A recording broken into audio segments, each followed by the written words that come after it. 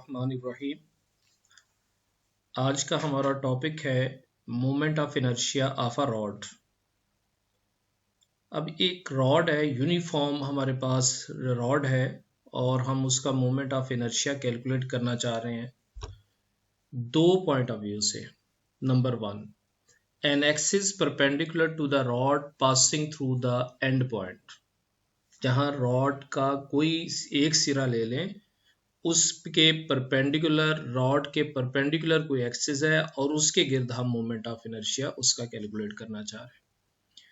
Number two, जो rod का mid point है, अगर वो परपेंडिकुलर एक्सिस उसके मिड पॉइंट में से पास करे तो उस मिड पॉइंट के पास करने से उसका मोमेंट ऑफ इनर्शिया कितना होगा, ये हम कैलकुलेट करना चाह रहे हैं।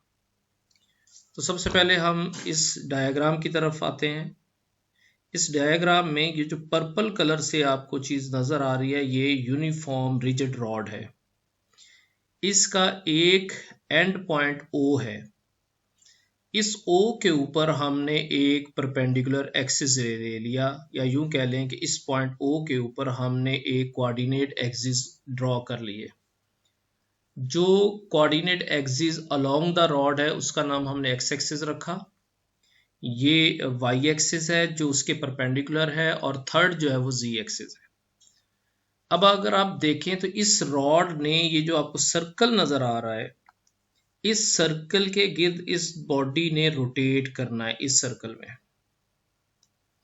बॉडी अगर यहां से इस डायरेक्शन में ये रॉड मूव करेगी और ये सर्कल बना के इस डायरेक्शन में ये कंप्लीट हो जाएगा। और इस तरीके से ये येलो कलर में आपको सर्कल नजर आ रहा है।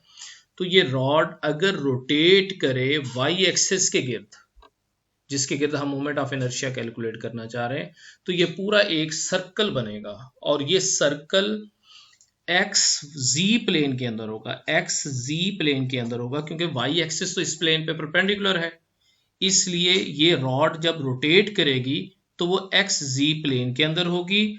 और उसका एक इस तरीके से, जो येलो कलर में आपको नजर आ रहा है, इस तरह एक सर्कल बनेगा और उस सर्कल के अंदर ये बॉडी मूव करेगी और रॉड टोटल रेडियस के बराबर हो जाएगा। अब आप मोमेंट ऑफ इनर्शिया कैलकुलेट करना चाह रहे हैं इस रॉड का अबाउट वाई एक्सिस, और रॉड है भी यूनिफॉर्मली मास डिस्ट्रीब्यूटेड है, इसलिए हम इसका एक यूनिट लेंगे, इसका एक एलिमेंट ले लिया, ये एक इसका एलिमेंट ले लिया, रॉड का एक एलिमेंट। हमने कहा इस एलिमेंट की जो लेंथ है वो dx के बराबर है। O से इसका डिस्टेंस, O से इस एलिमेंट का ये वाला जो डिस्टेंस है, ये डिस्टेंस x के बराबर है। और इस मास, इस एलिमेंट का जो मास है वो dm के बराबर है।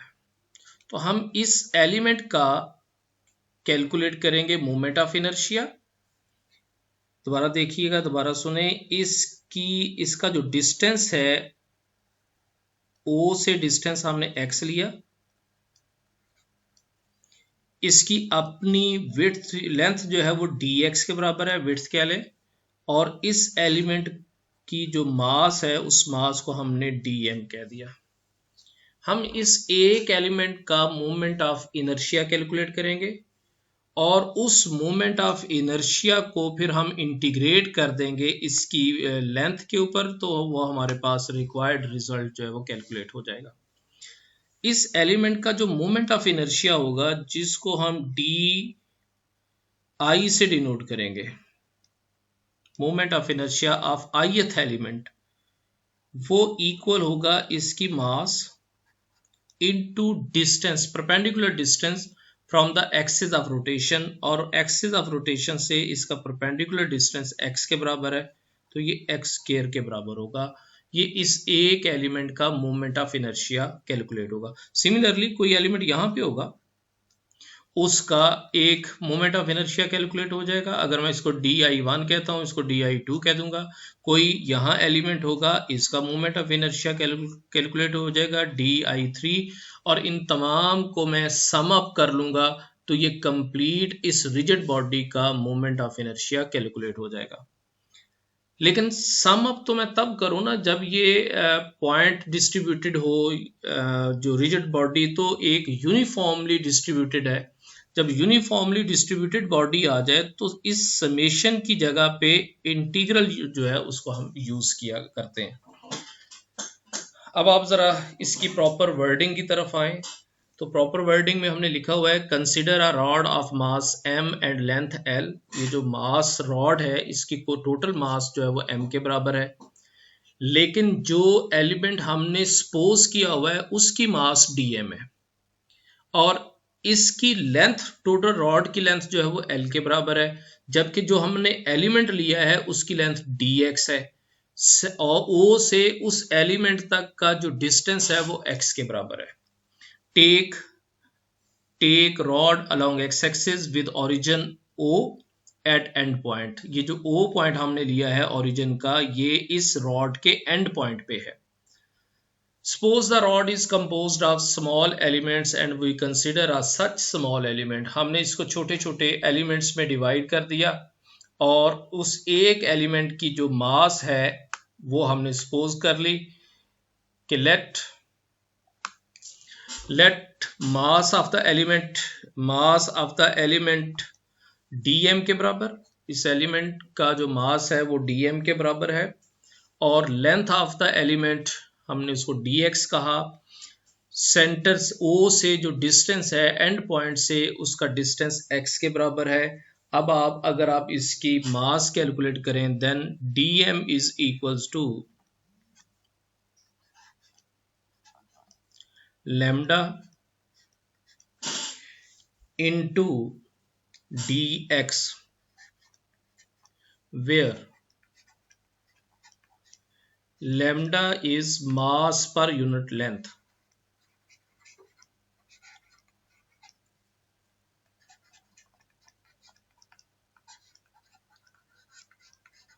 अब इस चीज को जरा गौर कीजिएगा, ये जो मैंने लिखा है dm equals to lambda dx, हमारे पास जो फॉर्मूला है डेंसिटी का, डेंसिटी है मास पर यूनिट वॉल्यूम अगर 3 डायमेंशन की बात कर ले, और यहां से मास कैलकुलेट होगा density into volume.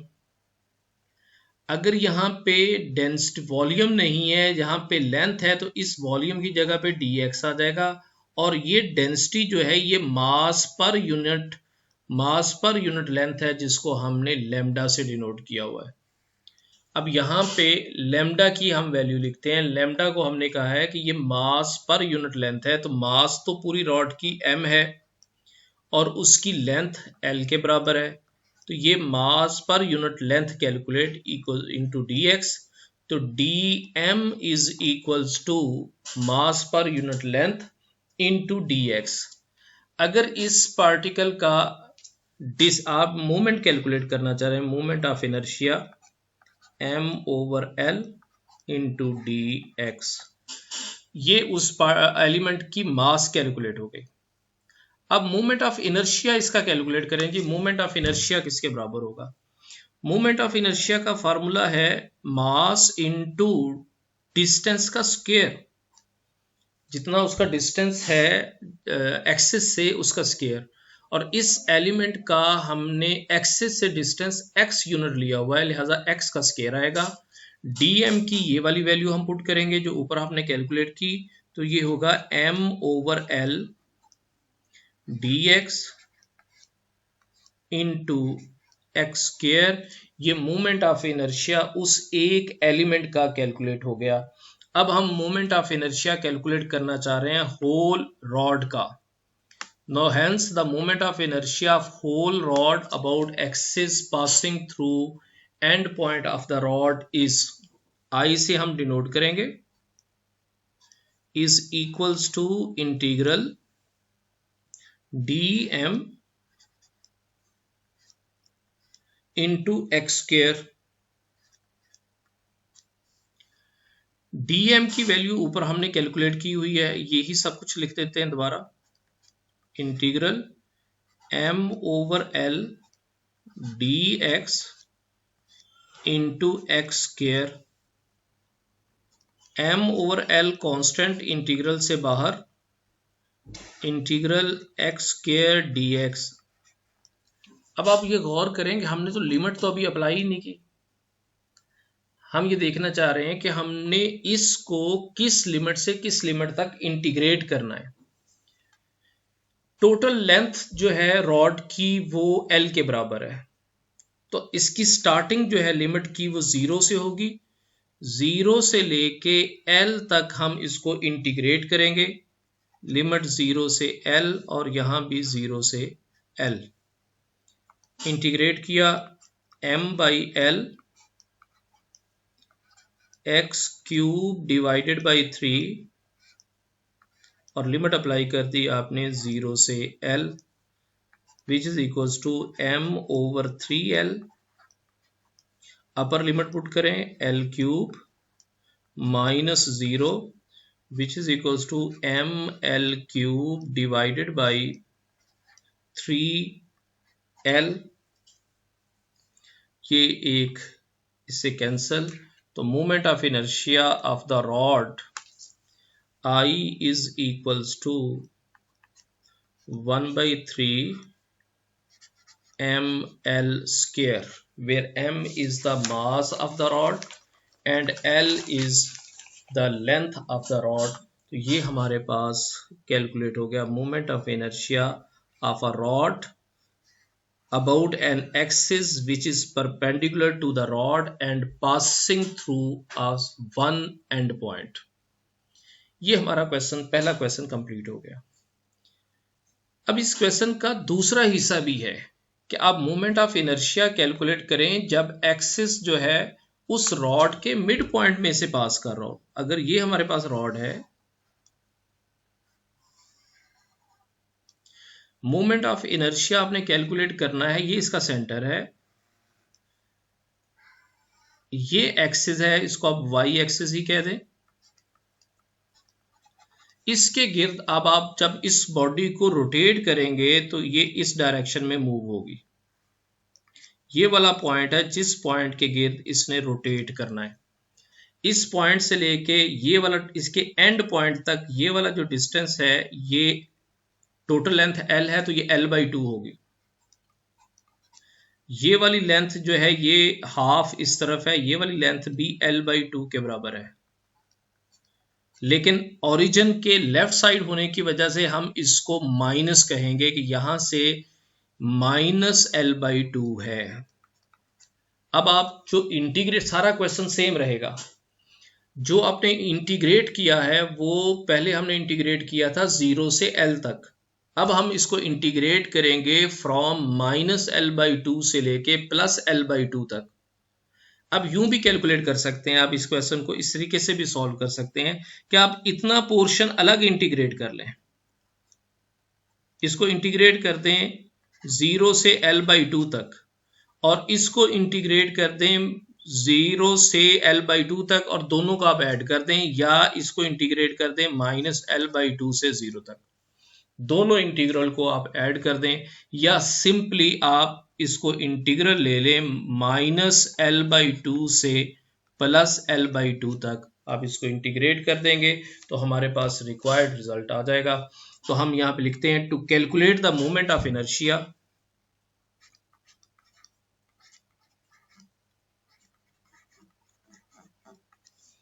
to calculate moment of inertia of the rod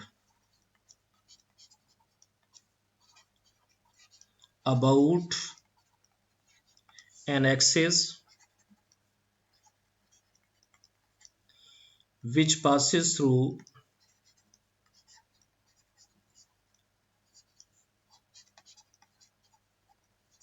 midpoint। अब ये मिड पॉइंट होगा, रॉड का मिड पॉइंट बेसिकली उसका सेंटर ऑफ मास है। तो आप इसका इंटीग्रल आप कैलकुलेट करेंगे, integral I is equals to integral minus l/2 plus l/2 into dm into x square. अब dm की अगर आप वैल्यू पुट कर दें आपके पास, और उसके बाद आप इंटीग्रेट करेंगे तो हमारे पास आंसर आएगा is equals to integral -L/2 to L/2 m/L x square into dx। m/L constant है इंटीग्रल से बाहर, -L/2 to L/2 x square dx is equal m/L x cube by 3। Simple integration है, लिमिट अप्लाई की हमने -L/2 से +L/2 m/3L, और upper limit आप पुट करेंगे तो L³/8 minus into -L3/8 upper limit minus lower limit. बात समझ आ गई होगी कि सबसे पहले हमने x की जगह पे ये अपर लिमिट L/2 को पुट किया, ये वाली वैल्यू पुट की हमने अपर लिमिट, और उसके बाद ये वाली लोअर वैल्यू जब आप x की जगह पे पुट किया तो हमारे पास ये रिजल्ट आ गया m/3L L³ 2L³ divided by 8। LCM लेने के बाद ये 2 इससे कट गया, L एक L से कट गया, ये एक इससे कैंसिल, ये इससे कैंसिल, 4। तो हमारे पास रिजल्ट है mL² डिवाइडेड बाई 12। अब आपने ये देखा कि यहाँ जब आप मिड पॉइंट के ऊपर मोमेंट ऑफ इनर्शिया कैलकुलेट कर रहे हैं तो उसकी वैल्यू कम है, जब आप एंड पॉइंट के ऊपर मोमेंट ऑफ इनर्शिया कैलकुलेट कर रहे हैं तो उसकी वैल्यू ज्यादा है। रीजन उसकी ये है कि जब आप मिड पॉइंट से लेंगे तो उसका जो डिस्टेंस है वो कम हो जाएगा। पहले डिस्टेंस कितना था x, अब डिस्टेंस उसका हाफ हो चुका है, जिसकी वजह से ये आंसर जो है वो कम आ रहा है mL²/12 के बराबर। So moment of inertia I is equal to 1/12 mL²। ये मोमेंट ऑफ इनर्शिया है रॉड का, जिस वक्त आप उसको कैलकुलेट करें उसके उस एक्सिस के गिर्द जो उसके सेंटर ऑफ मास में से पास करे या उसके मिड पॉइंट में से पास करे। इसी क्वेश्चन को आप पैरेलल एक्सिस थ्योरम भी अप्लाई करके आप इसको सॉल्व कर सकते हैं। वो किस तरीके से? पैरेलल, अगर आपने इसको using parallel axis theorem,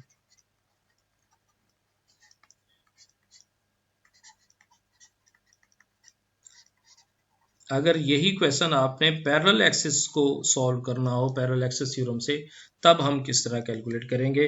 parallel axis theorem की स्टेटमेंट थी कि I is equals to I centre of mass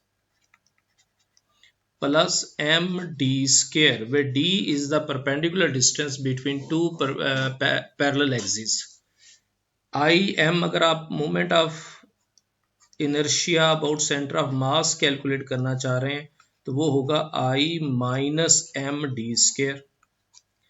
I हमने कैलकुलेट किया हुआ है, ये है 1/3 mL² माइनस md² जो है वो हमारे पास जो है वो परपेंडिकुलर डिस्टेंस वो लेंथ का हाफ है, वो L/2 के बराबर है, इसलिए d को हमने L/2 स्केयर कर दिया।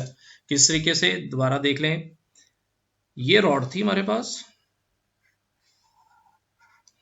एक एक्सिस जो है वो यहां से पास हो रहा है जो उसके एंड पॉइंट में से, और एक एक्सिस उसके सेंटर में से पास हो रहा है। इन दोनों के दरमियान जो डिस्टेंस है वो टोटल लेंथ का हाफ है, L/2 है, इसलिए d हमने L/2 लिखा। अब आप इसको सिंप्लीफाई कर लें, I is equal to 1/3 mL² minus mL²/4। इसका एलसीएम लेंगे तो 12 LCM, 4 mL² minus 3 mL²। Which is equals to 1/12 ml²। अब देख लें moment of inertia by using parallel axis theorem, वही आंसर आया जो हमने एक्चुअल कैलकुलेट किया था। तो moment of inertia is equals to 1/12 ml²। ये हमारा टॉपिक आज का कंप्लीट हुआ। Thank you.